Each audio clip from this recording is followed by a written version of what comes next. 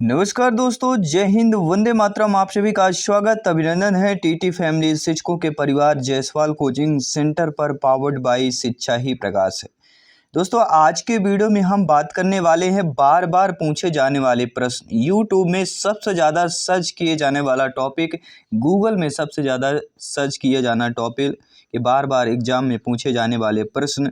हम बात करेंगे पीपालाव, स्किनर, कोहलबर्ग और थांडाइक के सिद्धांतों से संबंधित महत्वपूर्ण 5 नंबर पक्के करने के लिए यहाँ पे पूरे ये जो 4 मनोवैज्ञानिक हैं, इन 4 मनोवैज्ञानिकों के सिद्धांतों का पूरा निचोड़ बिल्कुल हम बात करने वाले हैं। अति महत्वपूर्ण प्रश्न करने वाले हैं जो 5 नंबर आपके कंफर्म करने जा रहे हैं। तो बिल्कुल देर ना करते हुए, ये वीडियो बहुत इंपॉर्टेंट है। चलिए शुरुआत करते हैं। बाकी सभी क्लासेज यहाँ पे चल रही फ्री ऑफ कॉस्ट, जिसका आई बटन पे यहाँ पे ऑलरेडी लिंक दे दिया गया है। चलिए शुरुआत करते हैं। मैं आपके सभी के साथ जायसवाल सर, आप सभी का अभिनंदन, स्वागत है। सर्वप्रथम वो चीज़ बात करेंगे, वो टॉपिक बात करेंगे पावलोव, स्किनर, थांडाइक, कोहल से संबंधित अति महत्वपूर्ण प्रश्न आज का जो टॉपिक है। और पहला यह प्रश्न है कि सीखना विकास की प्रक्रिया है, यह किसका कथन है? कई बार पूछा जाता है।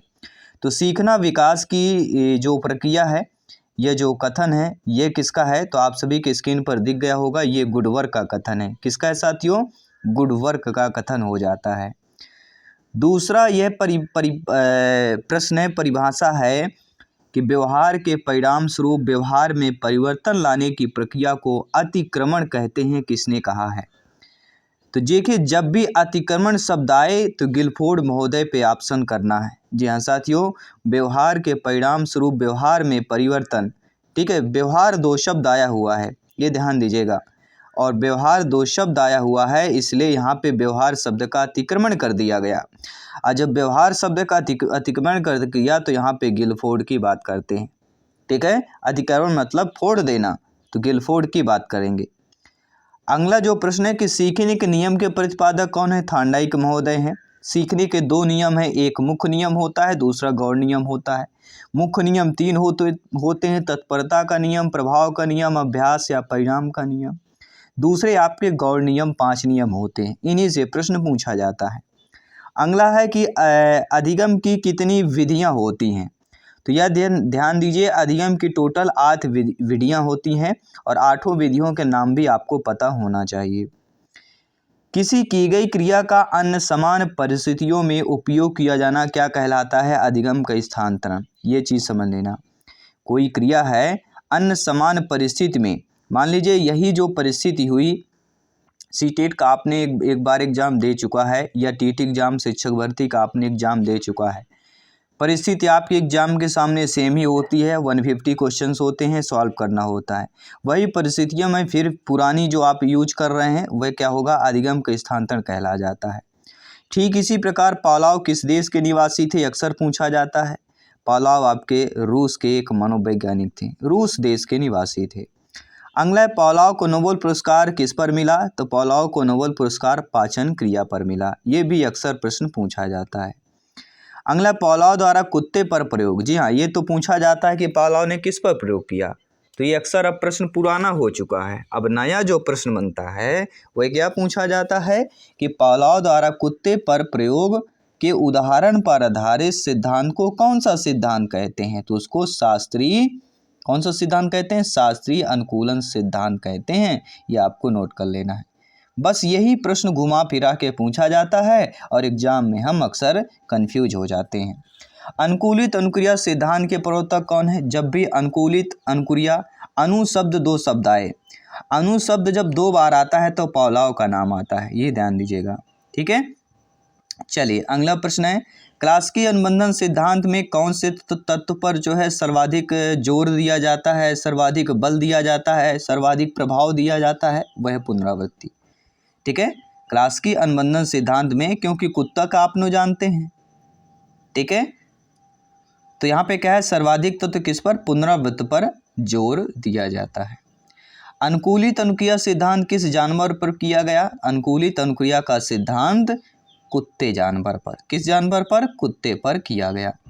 अगले जो आपके मनोवैज्ञानिक है, महान मनोवैज्ञानिक थॉर्नडाइक है। और ऐसा आपके एग्जाम में हो, थॉर्नडाइक में 2 प्रश्न जरूर पूछा जाता है। कोई भी शिक्षक भर्ती के एग्जाम हो, कोई भी टीटी एग्जाम हो, अगर आपने एग्जाम दिया है, पेपर दिया है, डीएड बीएड किया है, तो आप अच्छे तरीके से जानते हैं। थॉर्नडाइक मनोवैज्ञानिक किस देश के निवासी थे? सभी जानते हैं थॉर्नडाइक मनोवैज्ञानिक अमेरिका के निवासी थे, अमेरिका के मनोवैज्ञानिक थे। अगला जो अक्सर प्रश्न पूछा जाता है कि अनुकूलित अनुक्रिया सिद्धांत में प्रकृति का उद्दीपन क्या है? तो प्रकृति का उद्दीपन भोजन होता है, भोजन, लार टपकना, ठीक है, स्वाभाविक उद्दीपक की बात करते हैं, अस्वाभाविक उद्दीपक की बात करते हैं। ये सारी चीज़ें आपको पढ़ लेना बुक से, ठीक है। कुत्ते के मुंह में लार आना कौन सी अनुक्रिया है? ये भी प्रश्न आ सकता है। तो कुत्ते के मुंह में लार कब आती है? जब भी बेल बजती है, घंटी बजती है, ठीक है। तो स्वाभाविक अनुक्रिया कुत्ते के मुंह में लार आना, अस्वाभाविक प्रक्रिया क्या हो जाएगी? ये आपको कमेंट करके बताना है। स्वाभाविक अनुक्रिया आपने जान लिया कि कुत्ते के मुंह में लार आना है, स्वाभाविक अनुक्रिया होगी, लेकिन स्वाभाविक प्रतिक्रिया भी तो होती है। ये स्वाभाविक प्रतिक्रिया क्या होती है, आपको कमेंट करके बताना है। अगला कि थॉर्नडाइक ने किस जानवर पर प्रयोग किया? ये सभी जानते हैं, थॉर्नडाइक ने बिल्ली पर किया, पावलोव ने कुत्ते पर किया, ठीक है। और थॉर्नडाइक का सिद्धांत किस नाम से जाना जाता है? थॉर्नडाइक का सिद्धांत उद्दीपन अनुक्रिया के सिद्धांत के नाम से जाना जाता है।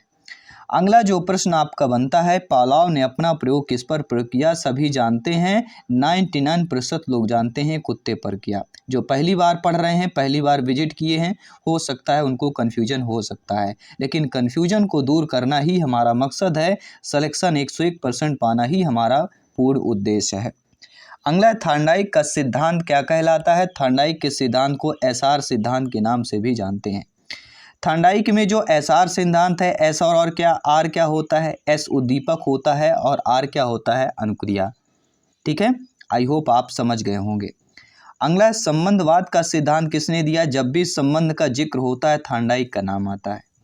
किसका आता है? थॉर्नडाइक का। संबंध का जिक्र होगा, थॉर्नडाइक का नाम आएगा। थॉर्नडाइक अधिगम का सिद्धांत जाना जाता है प्रयास एवं त्रुटि के नाम से भी जाना जाता है, ठीक है। तो ये भी बात कीजिए, संबंध का जिक्र हो, प्रयास एवं त्रुटि का जिक्र हो, थॉर्नडाइक महोदय का नाम सुमिर लेना है मन में और उस ऑप्शन को क्लिक कर लेना है। थॉर्नडाइक के प्रयोग में बिजली के लिए पुरस्कार स्वरूप क्या था?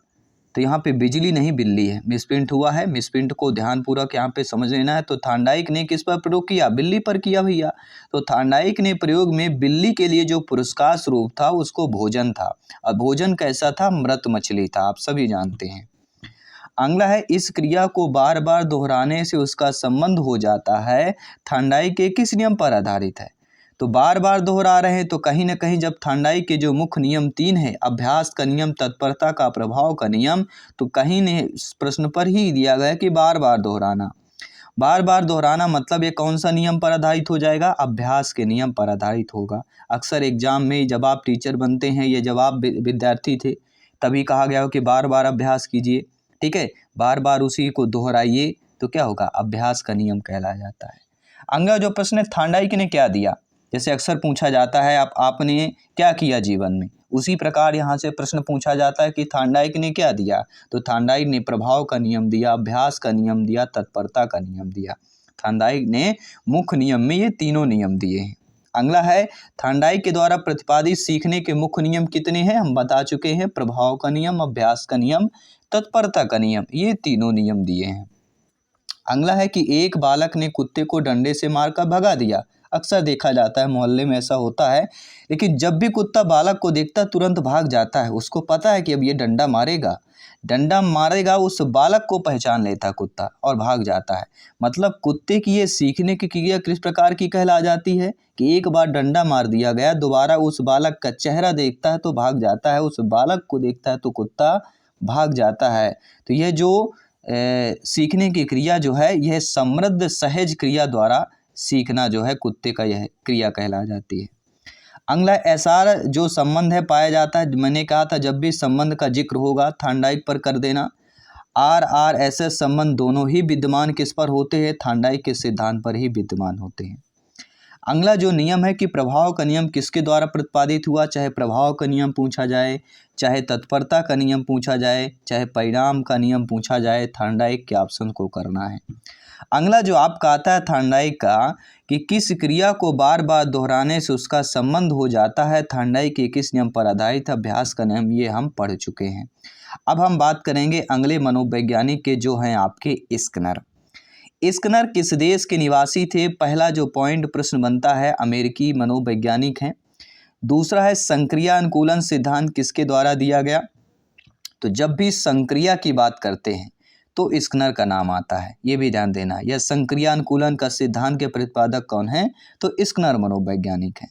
अगला है स्किनर ने अपना पहला और दूसरा प्रयोग किस पर जो जीव पर किया? तो दोनों प्रश्न एक ही टॉपिक पर हमें समझ लेना है कि स्किनर ने जो अपने प्रयोग पे पहला प्रयोग चूहे पर किया, दूसरा प्रयोग कबूतर पर किया है। ठीक है। अगला है कि कोहलर किस देश के निवासी थे तथा इन्होंने अपना प्रयोग किस पर किया? तो कोहलर एक जर्मनी के निवासी हैं, जर्मनी के मनोवैज्ञानिक थे और ये जो है वन मानुष पर प्रयोग किए थे, चिंपांजी नामक। ठीक है, आपने नाम भी पढ़ा होगा। ठीक है। स्किनर का सिद्धांत किस नाम से जाना जाता है? तो सक्रिय अनुकूलन का सिद्धांत स्किनर के सिद्धांत के नाम से जाना जाता है। क्रियात्मक अनुबंधन सिद्धांत किसने दिया? स्किनर ने दिया। कार्यात्मक अनुबंधन सिद्धांत किसने दिया? स्किनर ने दिया। चाहे क्रियात्मक अनुबंधन सिद्धांत आए चाहे कार्यात्मक अनुबंधन सिद्धांत आए, लेकिन आपका जवाब स्किनर मनोवैज्ञानिक ही होना चाहिए। ठीक है। या फिर आपका नैमित्तिक अनुबंधन, चाहे क्रियात्मक अनुबंधन चाहे नैमित्तिक आए, ठीक है, चाहे कार्यात्मक आए, एक ही ऑप्शन करना है, वह है स्किनर। और नैमित्तिक अनुबंधन को अन्य किस नाम से जाना जाता है? तो क्रिया प्रसूत अनुबंधन के नाम से जाना जाता है। अगली बारी आती है कोहलर महोदय की। कोहलर मनोवैज्ञानिक की बारी आती है।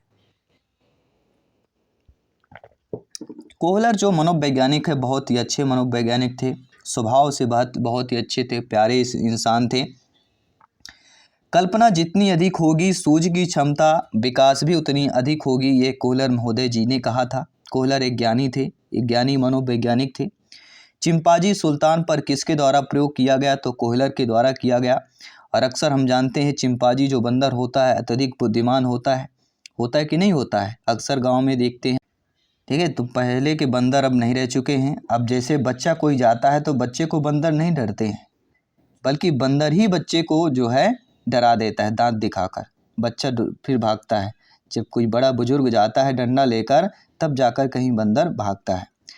प्रश्न की बात करते हैं, चिंपांजी सुल्तान पर किसके प्रयोग द्वारा किया गया? तो कोहलर के द्वारा ही किया गया था। सभी जानते हैं, लगभग मेरे सभी प्यारे मित्र, शिक्षक बंधु, भाई बहन, गृहिणी, कोहलर का प्रयोग सीखने के किस सिद्धांत से संबंधित है? तो सीखने के सूझ के सिद्धांत से संबंधित है। जब भी सूझबूझ का जिक्र होता है तो कोहलर का नाम आता है, ये भी आपको ध्यान देना है। अगला है सीखने के अंतर्दृष्टि सिद्धांत किसकी देन है? तो सीखने का जो अंतर्दृष्टि सिद्धांत है वह गेस्टाल्टवादियों की देन है। और गेस्टाल्टवादी कौन कौन है ये आपको कमेंट करके बताना है, खोज करके बताना है। गेस्टाल्टवादी मनोवैज्ञानिक कौन कौन से हैं? अंतर्दृष्टीय सूझ वास्तविक स्थिति का आकस्मिक निश्चित तात्कालिक ज्ञान किसके अनुसार है? गुण के अनुसार है। ठीक है। इनको तात्कालिक, गुड़ में अगर जिह्वा में गुड़ डालते हैं तो तात्कालिक मीठा आभास होता है, अर्थात अंतर्दृष्टीय सूझ वास्तविक स्थिति का आकस्मिक निश्चित तात्कालिक ज्ञान है, गुड़ ने कहा। हल का सिद्धांत क्या कहलाता है? तो सबलीकरण का सिद्धांत हल का सिद्धांत। प्रश्न आ गया कि सबलीकरण का सिद्धांत किसका है? तब आपका जवाब होना चाहिए कि सबलीकरण का सिद्धांत हल का सिद्धांत है। सब कुछ हल कर लेना है, सबल हल कर लीना, यह सिद्धांत जरूर पूछ लेना। ठीक है। चलिए अगला जो प्रश्न हमारा बनता है कोर्ट-लेविन का सिद्धांत।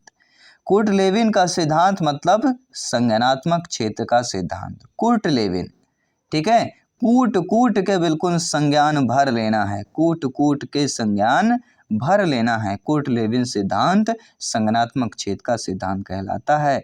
और अंतिम सिद्धांत आपके दिमाग, आपके माइंड पे बैठा लेना है कि टालमैन का सिद्धांत क्या है? तो टालमैन का सिद्धांत अधिगम का सिद्धांत है। इसको टालना नहीं है, इस वीडियो को टालना नहीं है। एग्जाम के पहले भी देख लीजिएगा, बाद में भी देख लीजिएगा। अगर आपने अपने टीटी फैमिली को शिक्षक भर्ती में नंबर 1 बनाने का आपने प्रण लिया है, इस परिवार ने प्रण लिया है, ठीक है, लगभग लाखों से ज़्यादा भरोसा इस परिवार पर है। आपका जो भरोसा है वो भरोसा यहाँ पे नहीं टूटने देंगे, क्योंकि जय हिंद वंदे मातरम राष्ट्र हित में शिक्षा का परिवार है, क्योंकि शिक्षा ही प्रकाश है। हम आपके साथ जायसवाल सर जल्द मिलते हैं आपकी अगली क्लास पर। सभी मित्रों को जय हिंद वंदे मातरम। धन्यवाद सभी का।